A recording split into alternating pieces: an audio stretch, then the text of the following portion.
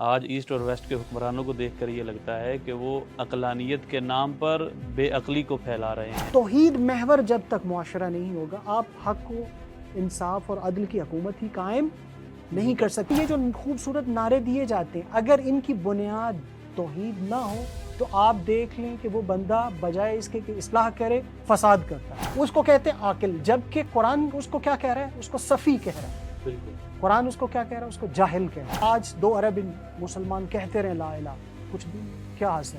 بالکل ذلت کے سوا کچھ ہے؟ کچھ بھی نہیں۔ کچھ بھی نہیں۔ اعوذ باللہ من الشیطان الرجیم، بسم اللہ الرحمن الرحیم، الحمد للہ والصلاۃ والسلام علی اہلہا۔ الہیت عملی کے عنوان سے آپ کی خدمت میں سیریز پیش کر رہے ہیں، جس میں ہمارے ساتھ ہمارے مہمان جناب محترم ڈاکٹر کوثر علی صاحب موجود ہیں۔ پچھلی نشست میں ہم نے بات کو یہاں تک پہنچایا تھا کہ خداوند متعال نے اور دین اسلام میں جہل کے مقابلے میں علم کو نہیں رکھا، بلکہ جہل کے مقابلے میں عقل کو بیان کیا گیا ہے، جس پر ہم نے چند نکات بھی بیان کیے۔ آج کوشش کریں گے کہ اسی گفتگو کو اسی نقطے سے اس کا آغاز کیا جائے کہ یہ جو جہل کے مقابلے میں عقل کو بیان کیا گیا ہے، اس کا کیا معنی ہے۔ یہاں پر آغاز سخن کے لیے ایک روایت امام رضا علیہ السلام سے آپ کی خدمت میں پڑھنے کی سعادت حاصل کرتا ہوں۔ امام علیہ السلام سے پوچھا گیا جب عقل کے بارے میں، تو آپ علیہ السلام نے فرمایا کہ ہر شخص کا دوست اس کی عقل ہے، صدیق کل امرئ عقلہ وعدوہ جہلہ۔ مولا فرماتے ہیں کہ ہر چیز، ہر شے کا، ہر انسان کا دوست اس کی عقل ہے اور اس کا دشمن اس کا جہل ہے۔ تو اس کا مطلب ہے کہ جو چیز روایات میں بھی ہمارے پاس جہل کے مقابلے میں بیان کی گئی ہے وہ عقل ہے۔ تو آئیں اسی موضوع پر، جہاں سے پچھلی نشست میں ہم نے گفتگو کو ختم کیا تھا، وہیں سے آج کی گفتگو کا دوبارہ آغاز کرتے ہیں کہ یہ جو عقل کے اور جہل کا آپس میں مقابلہ ہے، اس سے ہماری روایات میں کیا مراد ہے۔ سب سے پہلے ہم اپنے مہمان جناب ڈاکٹر کوثر علی صاحب کا شکریہ ادا کرتے ہیں کہ وہ آج پھر اپنے قیمتی وقت میں سے انہوں نے وقت نکالا اور اس پروگرام میں تشریف لائے۔ جیسا کہ مقدمے میں عرض کیا ہے کہ آپ نے بھی پچھلی قسط میں بیان کیا کہ عقل و جہل کا ایک تعلق ہے، اس کو تھوڑا اور واضح کریں، روشن کریں کہ یہ کیا ہے عقل و جہل کا ایک تعلق اور اس کا انسان پر کیا اثر ہے۔ شکریہ۔ اعوذ باللہ من الشیطان الرجیم، بسم اللہ الرحمن الرحیم، وبہ نستعین، وصلی اللہ علی محمد وآلہ الطاہرین۔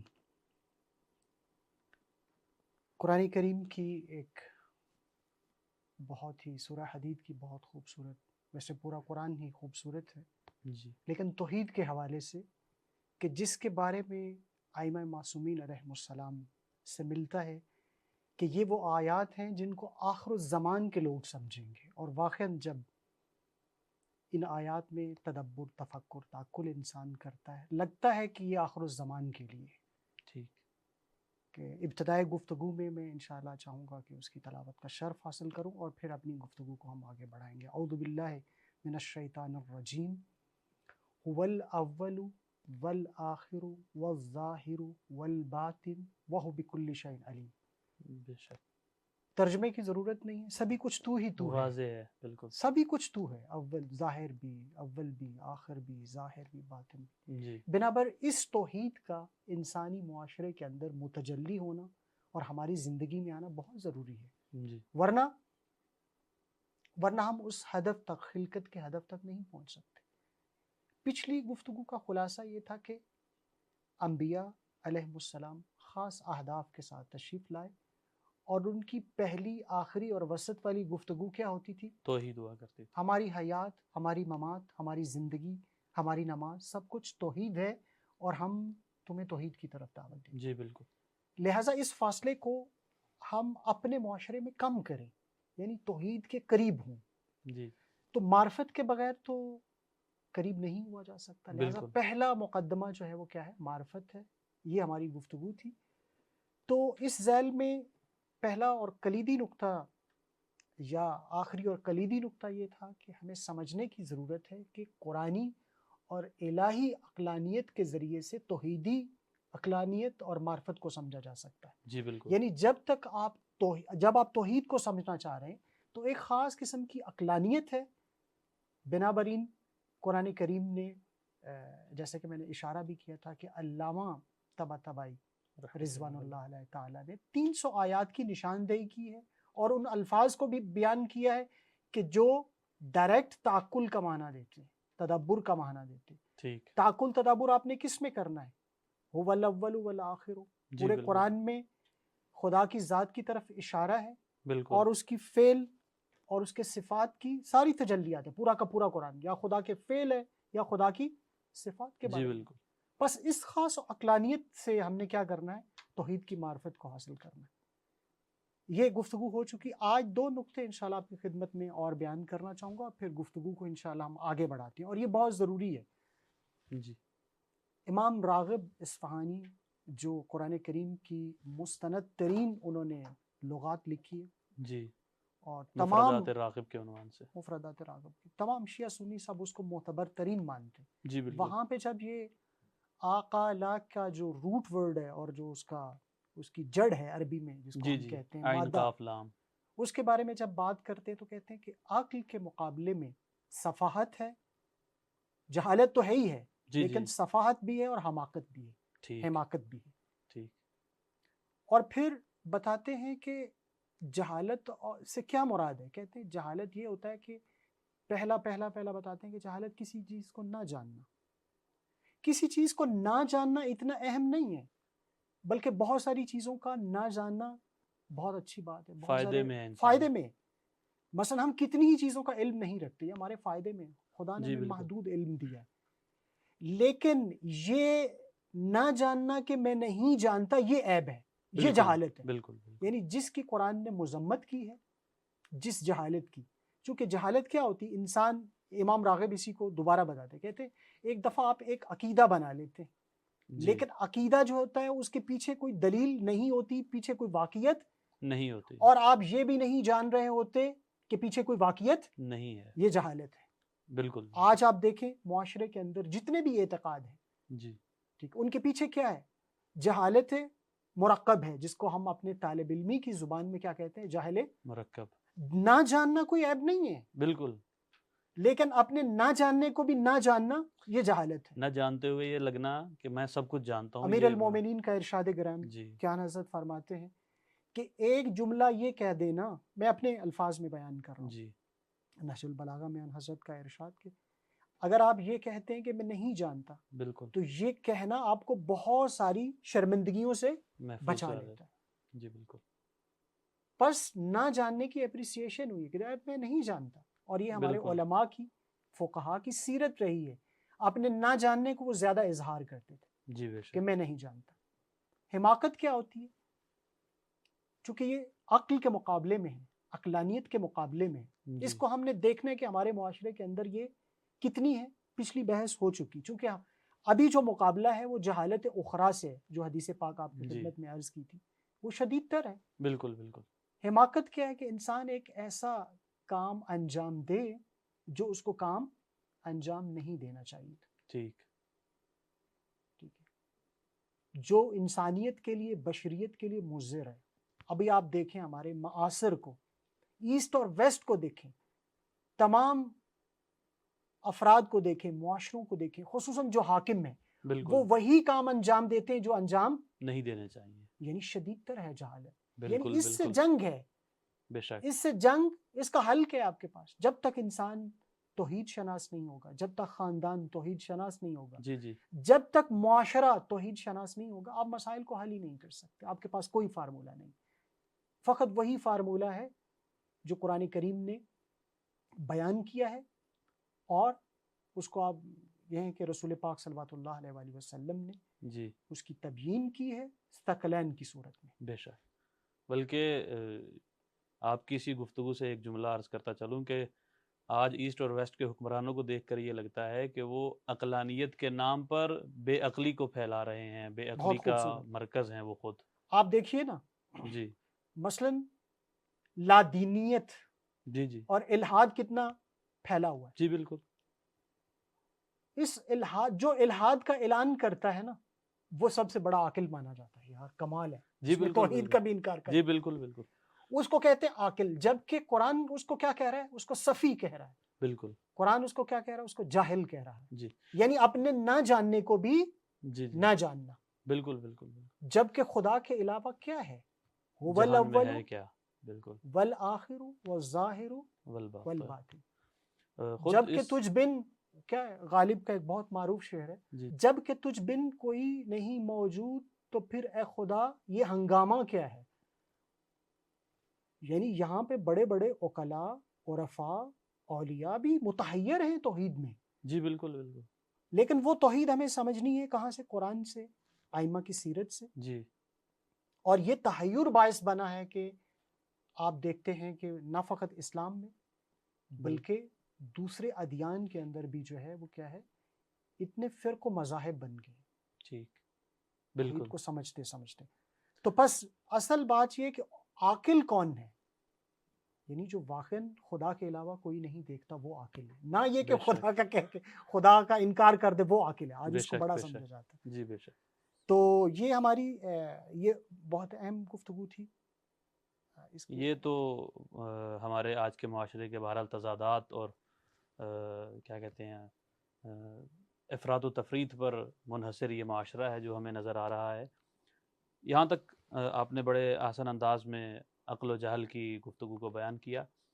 اب جب یہ ثابت ہو گیا کہ عقل اور عاقل وہ ہے کہ جس کو ہر طرف خدا نظر آ رہا ہو، جو معرفت خدا حاصل کرنا چاہ رہا ہو، تو پھر ایک سوال جو اسی سے نکلتا بھی ہے اور پچھلی گفتگو میں بھی اس کی طرف مختصراً اشارہ ہوا تھا، اور وہ یہ تھا کہ پیغمبر اسلام صلی اللہ علیہ وآلہ وسلم نے جس چیز کی بنیاد ڈالی وہ ایک تمدن تھا، جہانی تمدن، آفاقی تمدن، اور ایسا تمدن کہ جس نے قیامت تک کے لیے چلنا تھا. یعنی اس میں دو خصوصیات تھیں، ایک تو وہ جہانی تمدن تھا اور دوسرا وہ جاوید تمدن تھا، یعنی اس نے قیامت تک کے لیے چلنا تھا، جاویدان تھا وہ تمدن.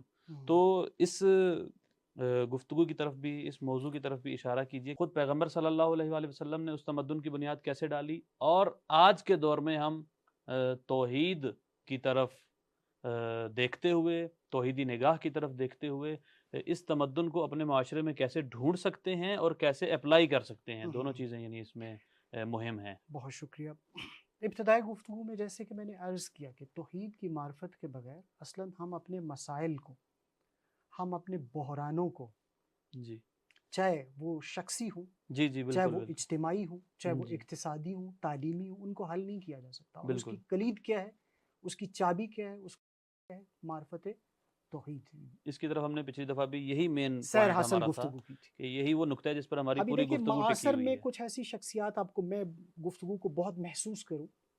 مثلاً ابھی موجودہ زمانے کے اندر ہم ایک بہت بڑی شخصیت کو دیکھتے ہیں کہ جن کی زبان سے یہ نکلتا ہے کہ من از مسجد و مدرس سے بیزار شدم، ٹھیک، کہ یعنی میں مسجد سے، جی جی اسکول سے، مکتب سے، یونیورسٹی سے میں سب بیزار ہوں. ٹھیک ہو گیا. یعنی واقعا ایک عاقل انسان کہے گا بھائی کیا ہو گیا، حالانکہ وہ عاقل ترین انسان ہے، بالکل عارف بالکل ترین انسان ہے. بالکل. توحیدی تمدن کی بنیاد ڈالی ہے اس بندے نے. ہاں وہ کہہ رہا ہے کہ میں مکتب کیوں؟ چونکہ مکتب کی روح توحید ہے. بالکل بالکل. مدرسے میں گئے وہاں توحید غائب ہے. ٹھیک مسجد میں گئے وہاں دیکھا کہ لوگ کہیں اور جا رہے ہیں. ٹھیک. مکتب ممبر پہ گئے وہاں دیکھا کہیں اور ہیں. لہٰذا یہ کہنا ان کا واقعیت ہے جی کہ ایسی توحید، ایسا مکتب، ایسا مدرسہ، ایسی یونیورسٹی، اس کا کچھ فائدہ نہیں ہے. بالکل بالکل. لہٰذا اس سے بیزاری عقلانیت کی نماد ہے. یہی جملہ اقبال نے بھی کہا ہے سبحان اللہ، کیا کہنے بتائیے. کہ گلا تو گھونٹ دیا اہل مدرسہ نے تیرا، ہاں، کہاں سے آئے صدا لا لا الہ الہ. الا اللہ. یعنی وہی توحید کی طرف ہی اشارہ ہے. اٹھا میں مدرسہ سے غمناک، اٹھا میں مدرسہ سے غمناک. غمناک، نہ زندگی، نہ محبت، نہ معرفت، نہ نگاہ. اقبال کیا کہنا چاہ رہے ہیں؟ اقبال یہ کہنا چاہ رہے ہیں کہ ایسے جو ہمارے مدارس ہیں، ہمارے معاصر کے جو سکولز ہیں، ہماری جو یونیورسٹیز ہیں، ہمارے جو مثلاً سنتی حوزات ہیں، جی جی ان کے اندر غالب توحیدی نگاہ نہیں ہے. بالکل. بنابراین وہاں سے اٹھ جانا چاہیے. زبان کہہ بھی دیا لا الہ تو کیا حاصل، کیا حاصل، دل و نگاہ مسلمان نہیں تو کچھ بھی نہیں. نہیں. رسول اکرم صلوات اللہ علیہ وآلہ وسلم نے اس توحید کو، اس خالص توحید کو اپنے اصحاب کے قلوب کے اندر جو ہے وہ کیا ہے، اس کو راسخ کیا، اتارا ہے. جی بالکل ان کی دل و نگاہ کے اندر اتارا ہے. جی بالکل لہٰذا آج 2 ارب مسلمان کہتے رہے لا الہ، کچھ بھی نہیں. کیا حاصل؟ بالکل ذلت کے سوا کچھ ہے؟ کچھ بھی نہیں. کچھ بھی نہیں. فقط ایک مکتب آپ کو نظر آ رہا ہے. جی جی ٹھیک ہے، کشتوں کے پشتے لگ جائیں گے لیکن پہاڑ ہیں اپنی جگہ سے ہٹیں گے بے شک نہیں. بے کیوں؟ شک. اس کے پیچھے وجہ کیا ہے؟ وہ جذباتی ہیں، ان کے نہیں اندر عقل نہیں ہے، وہ نہیں. معرفت کی عروج پہ ہیں. جی بالکل. کیوں؟ ان کا بیک اپ توحید ہے. جی لہذا بالکل توحید والے تمدن ساز ہیں، توحید ان کے اندر راسخ ہو راسخ چکی. ہیں. اب آپ نے جو سوال جس کی طرف اشارہ فرمایا، دیکھیے اب یہ نبوت کا سلسلہ رسول خدا صلوات اللہ علیہ وآلہ وسلم تک پہنچ گیا.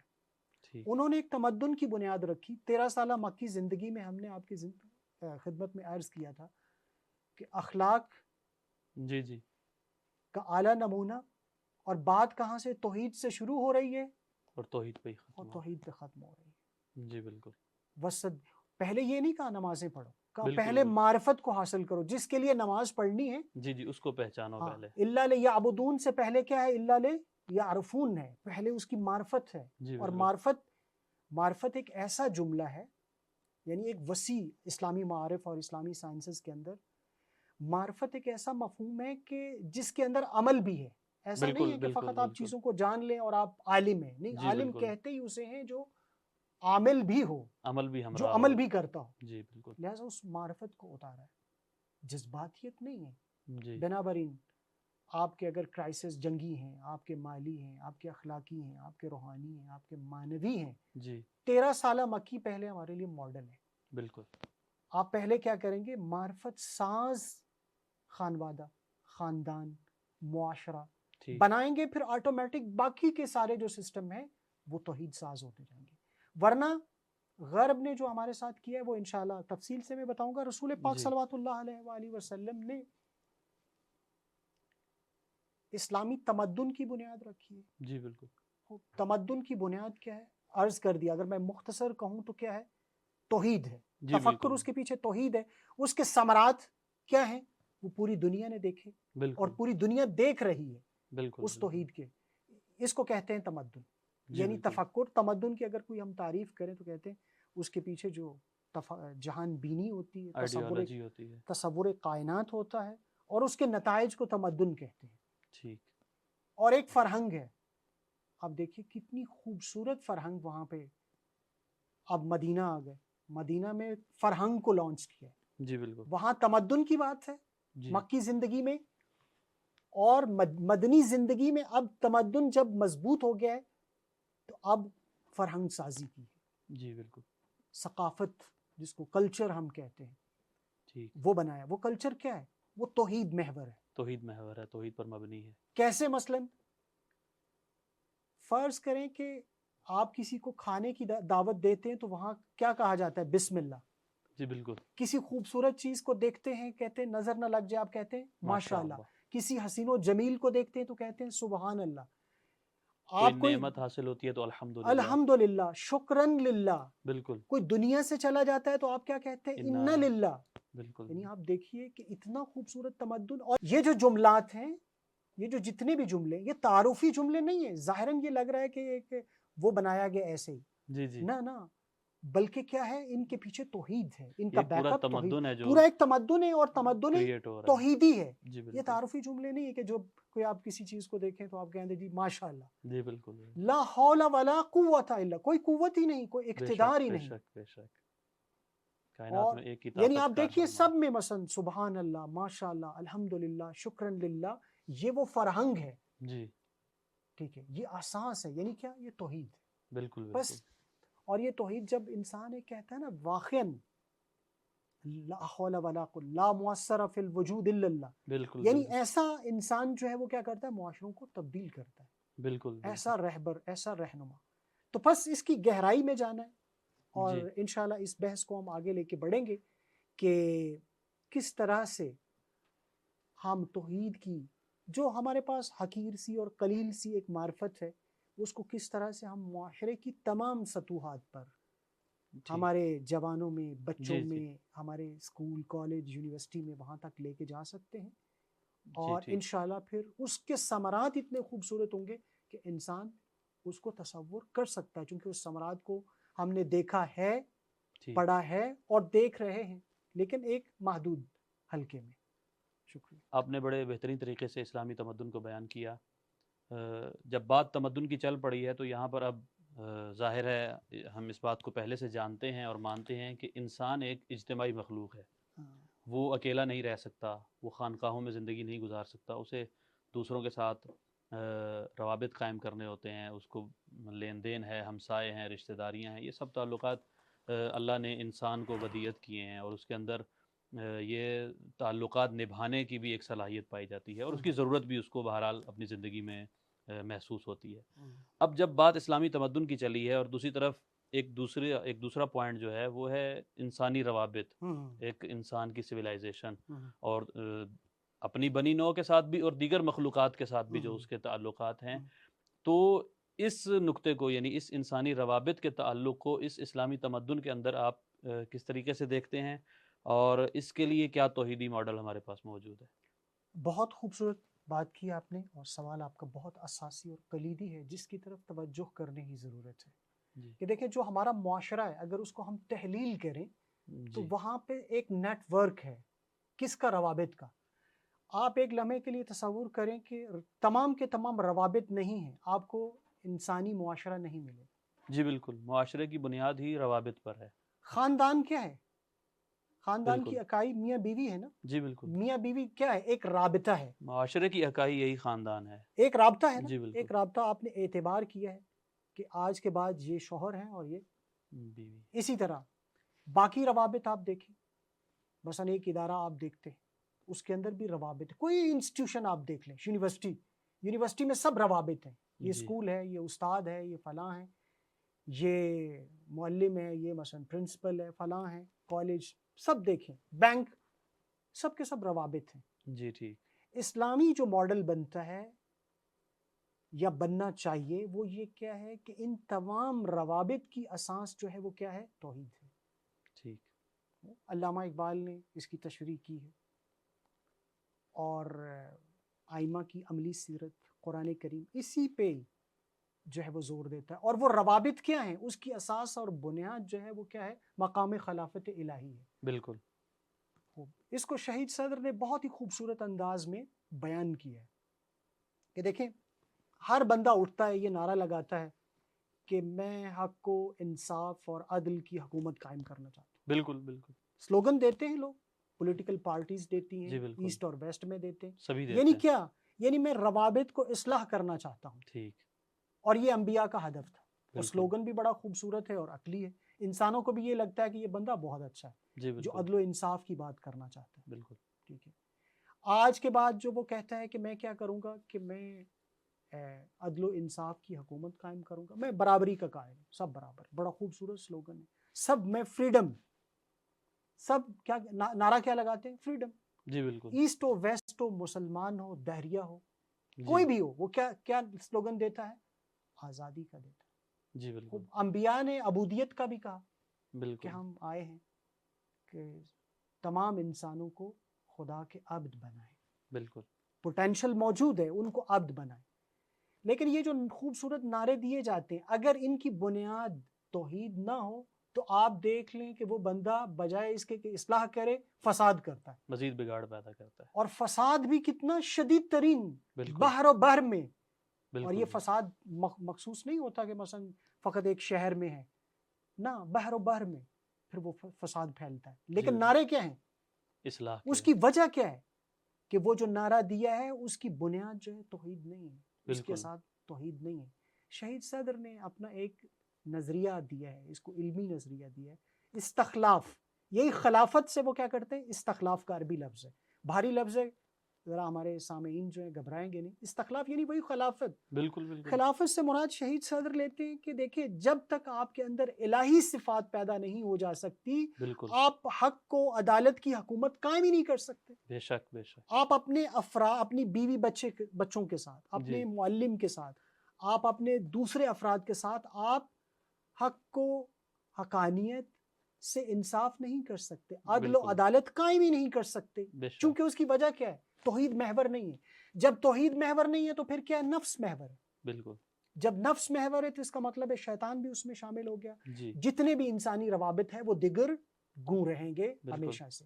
پس ضرورت اس امر کی ہے کہ جو ماڈل ائمہ اہل بیت نے دی ہے، جو قرآن نے شروع میں نعرہ ببانگ دہل کیا کہ دیکھیں ہم نے تکریم کیا، آپ کو خلیفہ بنایا، اس بالکل. خلافت پہ پہنچنا ہے. اور خلافت پہ پہنچنے سے مراد کیا ہے؟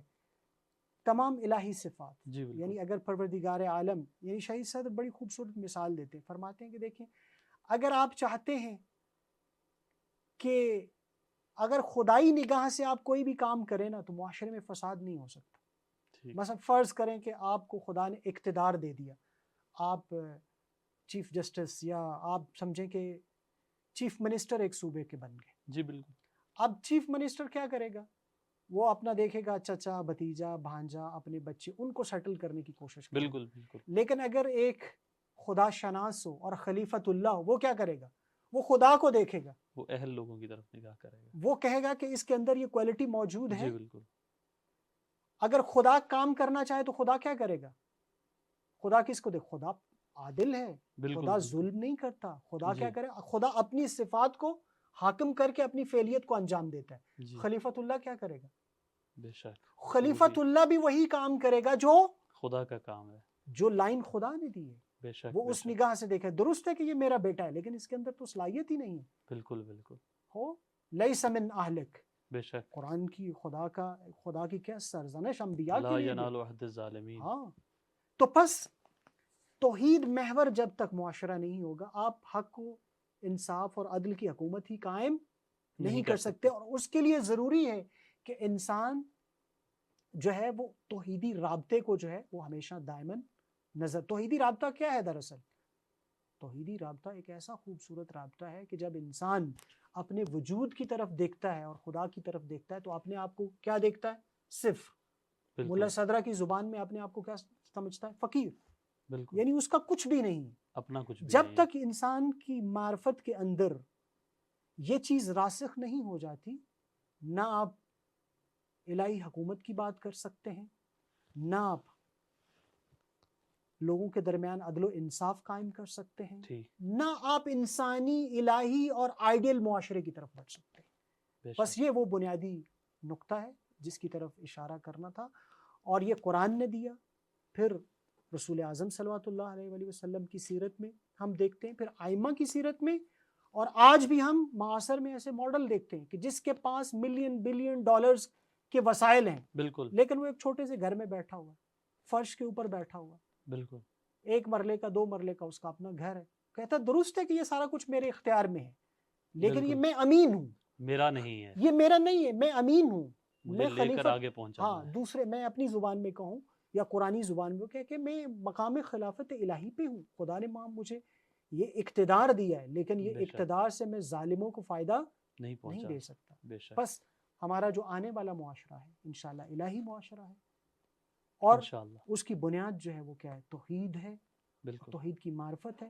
لہٰذا انشاءاللہ اس پروگرام کے ذریعے سے ہم اپنی حقیر سی قلیل سی جو ہمارے پاس معرفت ہے اس کے ذریعے سے ہم یہ میسج اپنے سننے والوں تک پہنچائیں گے جی انشاءاللہ، اور ایک معاشرے کی جو اسلامی خد و خال ہے اس کو آپ کی خدمت میں بیان کریں.